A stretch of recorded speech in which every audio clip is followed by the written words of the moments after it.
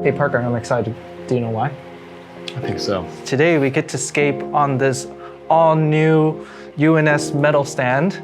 It's made of full aluminum, and this is going to be the 60C model. And you would think that metal as a material is heavier than wood. However, I can lift this with 2 fingers. Wow. Hey everyone, welcome back to the channel. If it wasn't obvious before, today we'll be using this all-new Ultum Nature Systems aluminum stand and scaping on it.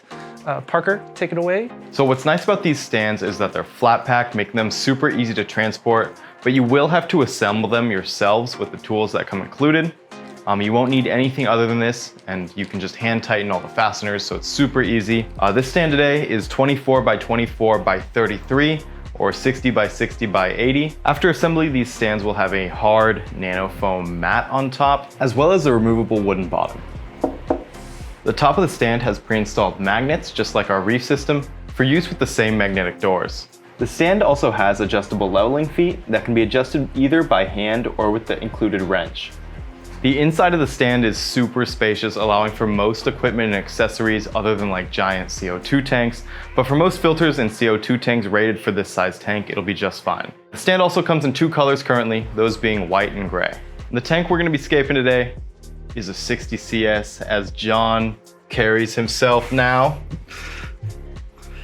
This is a super cool tank dimension. It is both a cube and a shallow.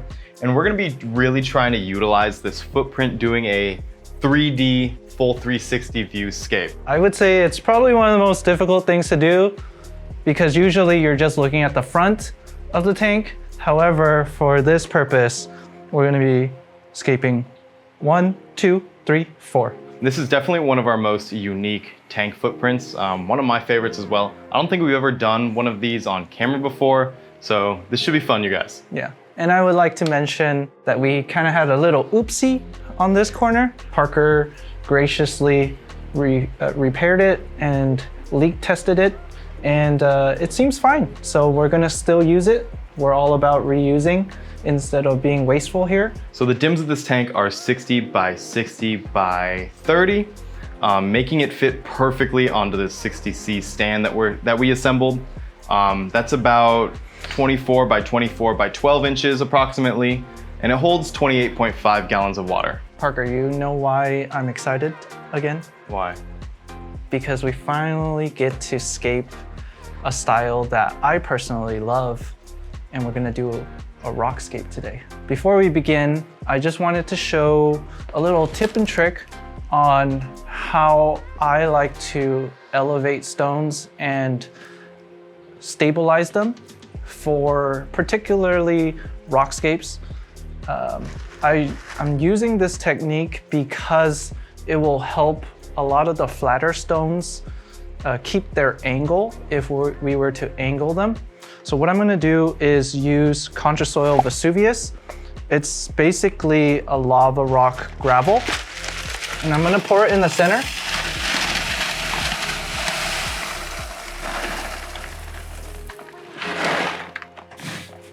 Doing this will also provide like a natural grip to the stones themselves so they don't shift and move around too much. Next, we're gonna be adding some Controsoil just so the rock isn't sitting on any solid glass. We want it kind of deadening that impact of the rock itself. So John's coming in with the extra fine Controsoil black, just doing a small layer on the mound that we created with the Vesuvius. So I'm pouring this directly on top of the Vesuvius for now. And we'll add some more soil later on. We might even add sand to the scape. And so this thin little layer of soil will help grip the rocks even more. I know what's gonna happen is once we put rocks on top of this mound, it's gonna decompress outwards so that the weight is kind of evenly distributed throughout the tank. Yeah. So we might need to kind of rebuild our mound throughout the scape to keep the soil away from the edges of the glass. Yep. For this scape, John chose out Manten Stone, and it's something we haven't used on video before, but the rock looks super natural, super cool. Here comes John with one of the main pieces now. And for the sake of the video, I'm just gonna be watching where he places them, kind of making sure the glass isn't getting nudged. And John hopefully can walk us through his thought process on why he's placing these primary, secondary pieces as he is. So yeah, so the real trick is to find the biggest stone first, which is basically the highlight of this full rockscape. Then find all the small, mediums around it, and maybe add one more big one. So definitely important to take your time choosing your hardscape, as it can really help in the scaping process and help streamline it. Yep. So here I've kind of picked out a larger stone with kind of the most characteristic out of all the other stones that we have.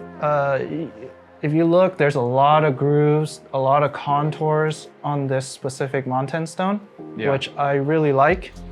And if you look from kind of like the front view of the tank, you can already kind of see something going on, at least from the main side, right? Yeah, I think this cascading kind of look right here is really cool on the right side of this rock. So I'm just gonna start adding some large, medium-ish sizes around it, and then we'll tweak it here and there. That's where Parker comes in. And I'll probably take two sides, he'll probably take the two other sides, and we'll build off of this. We don't want to just create a big center rock and then a ring of rocks around it. You want to like alter how far the rocks are from the glass, just to kind of get some more of that perspective, some more of that depth from your scape. And that's more important on a scape like this, where you are seeing it from all sides.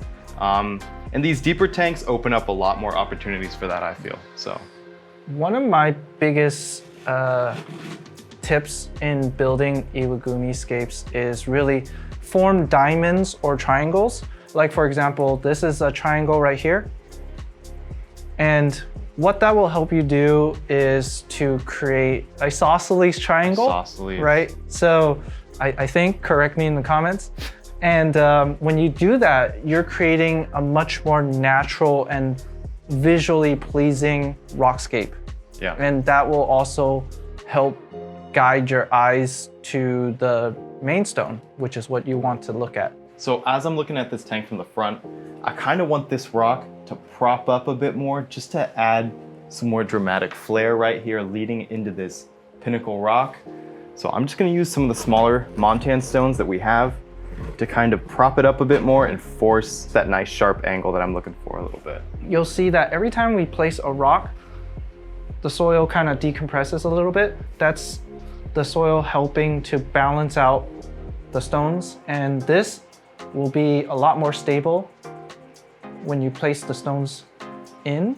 So John mentioned previously about the use of triangles in Iwagumi, and I think it's really interesting how you laid this front out.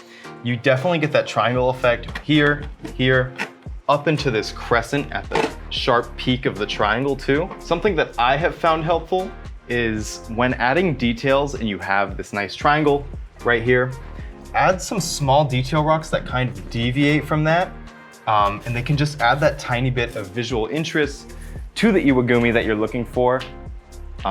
Super easy to do. So like, here's this triangle right here. I would add maybe some small rocks like this to just add a little bit of a conclave right here, but not break what your eye is drawn to originally. So now that this scape is coming together a bit more, you can see we made a mess around our pre-designated perimeter. So I'm just gonna take a second to reorganize some of this Vesuvius that is like trailed towards the front of the glass. And that'll give us just a bit more of a idea of how this tank, how the rock work will fall on the substrate once we are finished. In this case, I'm trying to angle this stone this way, but it just keeps falling down. And throughout the years, what I've discovered is using other rocks to kind of wedge between. I know you mentioned you love Iwagumis. I've seen your practice scape room. How long do you typically sit on a rock work before you flood the tank? There have been times where I've sat on a scape for up to 2-3 years. And that's not because I don't want to plant it. I actually really want to plant it. It's just that I haven't chanced on that perfect piece of hardscape. whether it's a small little accent piece that I've been waiting for, I always have a scape kind of in my mind while I'm looking at my initial bulk of hardscape material. What plant did you have in mind? Hairgrass, Monte Carlo. I figured that's what those are for. Standard Iwagumi scape, you know? Yeah. I like hairgrass just because you don't have to trim it. I know my own care routine at this point. I know I'm not going to be trimming the carpet. I've had too many carpets float away from me, so I like hairgrass. I don't got to do much. Cut it down. Grows super fast. I can do it. You can do it in no CO2 too. So one thing that I really like about these two pieces of rock is this little crevice that comes between them. I'm gonna try to elevate the substrate in between these two because I think a really cool look would be if the Monte Carlo or the hairgrass kind of just grew above this, kind of swept above this secondary rock right here. That'll give it some more dimension, some more depth, especially when you're looking at the tank from this side right here. So I'm adding a bit more Vesuvius. We're gonna top this off with a bit more Controsoil, and then I think we're gonna get into planting after that. So I'm gonna look at the rockwork through my camera here, up the brightness a bit just so you see it a bit more clearly.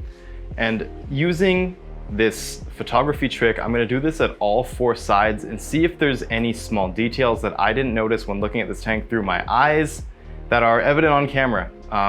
Because taking pictures of your tank is important. It sucks when you're looking at something and visually with your eyes you think the hardscape is fantastic or something like that, and then through the lens it just looks that bit different. So this will kind of recontextualize what you've already done and can definitely help you create better, more impactful hardscapes. So give it a try. So we are going to be capping off this Vesuvius with a bit more of the extra fine Controsoil. One thing to note is adding extra soil during this stage, you might hide some of the smaller stones. And in that case, what you can do after you finish adding the soil is to kind of just pull the stone up a little bit so it reveals itself again. And now, lastly, I'm kind of just coming in with a paintbrush and moving some of this Controsoil away from the edges of our glass, just so we get that clean look when we do add our sand. We're now just gonna pour the sand around the perimeter as a light layer first. I'm just gonna sweep it towards the soil and stones, and this will help further cover up the soil. And because we want the plants to transition naturally onto the sand, all of the soil that's kind of oversprayed on will kind of get covered by plants themselves naturally. We're coming in, as John mentioned, we're kind of just kicking the sand up this scape, breaking any straight lines we see, just making them more visually appealing. Another tip, if you can't find really small rocks of the exact kind of stone and look that you're going for, if you find pieces of the stone we're using, so for us we're using some Manten Stone, you can just break it up with a hammer or a mallet. Get some of those smaller pieces that you can just sprinkle around your scape, creating just those little bits of visual detail that you're going for. I'm gonna use the pieces of little rubble Manten Stone that Parker is breaking up in the background and just sprinkling them into little small gaps. It helps lead your eyes, once again, to the main attraction.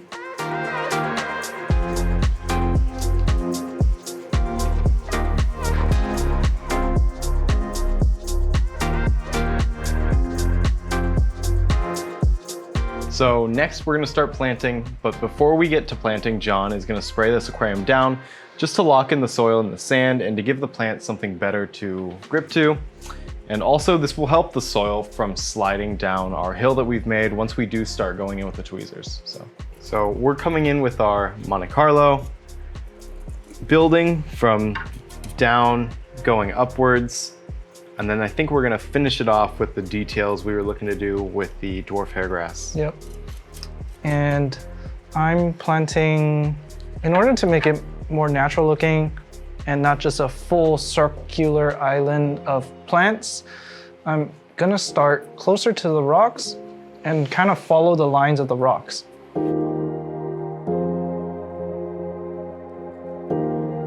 don't know if you noticed too, but I'm not wearing an Ultum shirt today. I'm wearing my signature black tee that I'm known for in the office. But, you know, I still had to represent with the Ultum pin. All of my shirts shrunk to little kid sizes in the dryer yesterday. So sadly, I will need to replenish my Ultum shirt stash. It's a tragedy. Okay, so now Parker's gonna be planting those clumps / bushes of hair grass. I kind of wanted to like bush over in certain places to add some dynamic elevation. Trying to not make a uniform ring around our primary rock with hair grass. Leaving open sections for the Monte Carlo to grow up and down the slope. And then just adding little details, little clusters of hair grass outside of the general zone too, just to add that little bit of visual interest is important. With Iwagumis, it's very easy to get carried away with your stones, and then it just looks like a massive wall of rocks, and it doesn't have any shape or contour. So with the same mindset, that's how we're going into planting this.